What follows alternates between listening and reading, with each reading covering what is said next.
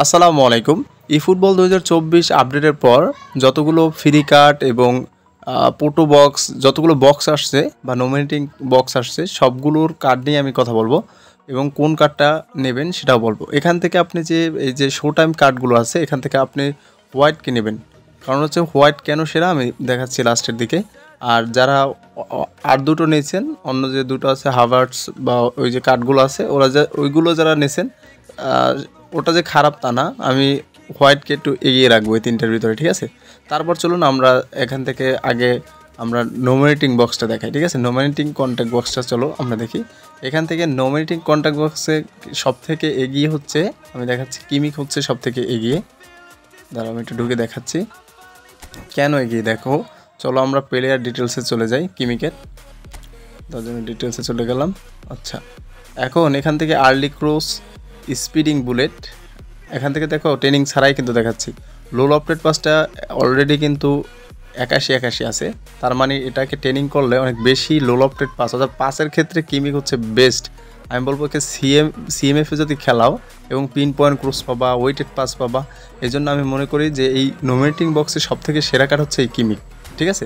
তারপর আমি 2 নম্বরে যাকে রাখবো সেটা হচ্ছে লুকাকুকে। আমি 2 নম্বর রাখবো, লুকাকুকে 2 নম্বরে রাখবো কারণ ওর স্পিডটা আছে, প্লাস হচ্ছে সিএফএ খেললে একটু স্পিডও লাগে, কারণ মাঝে মাঝে বল নিয়ে রান করতে হয়। তারপরে অলরেডি কিন্তু ফিজিক্যাল কন্ট্যাক্ট কিন্তু 86 এবং কিন্তু শটও কিন্তু খুব ভালো এবং অন্যান্য জিনিসগুলোও কিন্তু মোটামুটি চলে। তাহলে আমি 2 নম্বর রাখলাম, ঠিক আছে।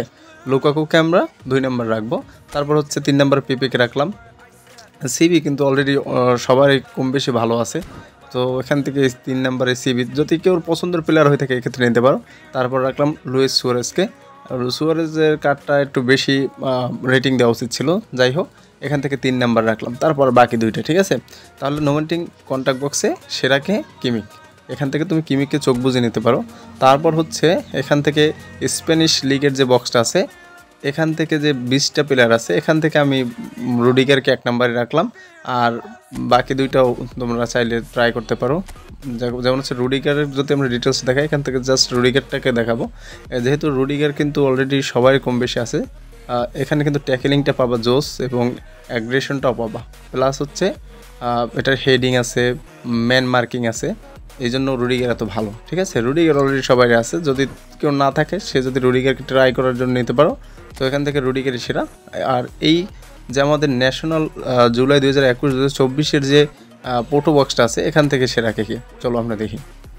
এখান থেকে সাকা কিন্তু সবথেকে বেশি রেটেড, সাকাকেও পেয়েছি আমি, চুয়ামিনিকেও পেয়েছি। তো সাকাকে আমি খেলাই না, কারণ অনেক আগে থেকেই আমি জানি সাকা হচ্ছে কি সব রেটিংগুলো একদম মিডিয়াম, ঠিক আছে। লো লফটেড পাস থেকে শুরু করে ড্রিবলিং সব মিডিয়াম 80, মানে 80-80-র নিচে, ঠিক আছে, অর্থাৎ 80-র ঘরের ভিতরে। আর স্পিডটাও বেশি একটা আহামরি না, ঠিক আছে।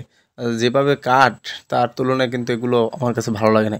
এখান থেকে হার্ড ওয়ার্ক একটু +3 এফেক্ট থাকবে, ঠিক আছে।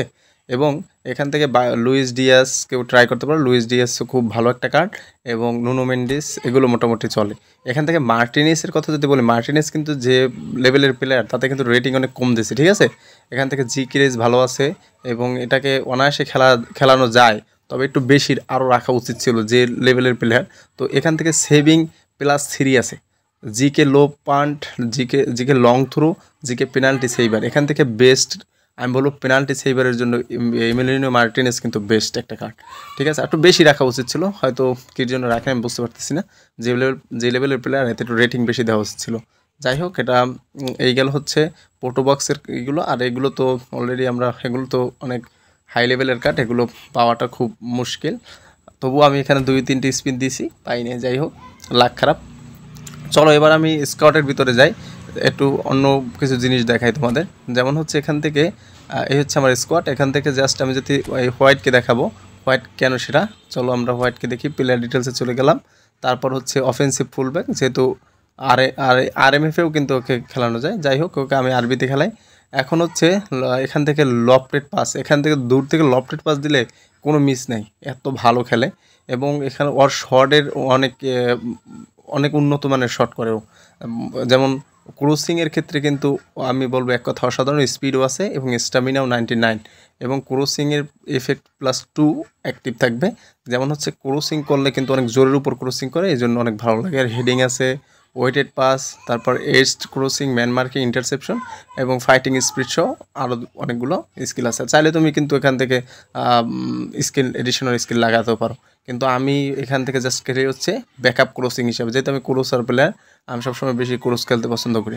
ঠিক আছে, যেহেতু ও আরবি, ও আমার যে উপরের যে প্লেয়ারটা আছে ওর নিচেও চলে আসে, তার জন্য ওকে দিয়ে আমি পরবর্তীতে ক্রস করাই, অনেক খুব ভালো এই স্টেট ক্রস করে। ঠিক আছে, তারপর আপনাদের যাদের কাছে আমি একটা কার্ডের কথা বলবো, যাদের কাছে এই কার্ডটা আছে, যারা অর্থাৎ বল নিয়ে টেনে একদম ভিতরের দিকে ঢুকতে চান, তাদের জন্য এই কার্ডটা বেস্ট। এই ক্রসের জন্য বেস্ট না বা পাসের জন্য বেস্ট না। আমি কেন খেলাই এই কার্ডটাকে, জাস্ট 98 রেটেড কার্ড, কিন্তু আমি কেন খেলাই দেখাই। এখান থেকে জাস্ট অফেন্সিভ অ্যাওয়ারনেস দেখেন, তারপর ড্রিবলিংটা দেখেন 98, অনেক মাঝে মাঝে খুব ভালো ড্রিবলিং করে। এবং স্পিডের কথা যদি বলি 99, ও কিন্তু এমবাপ্পের মতো দৌড়ায়। ঠিক আছে, এবং ও কিন্তু সাইড দিয়ে দৌড়ায়, ওকে কিন্তু ধরে রাখা যায় না। এবং কিন্তু ব্যালেন্স, একটা প্লেয়ারের কিন্তু ব্যালেন্স থাকাটা খুবই জরুরি, যেটা ওর ভিতরে পাওয়া যায়।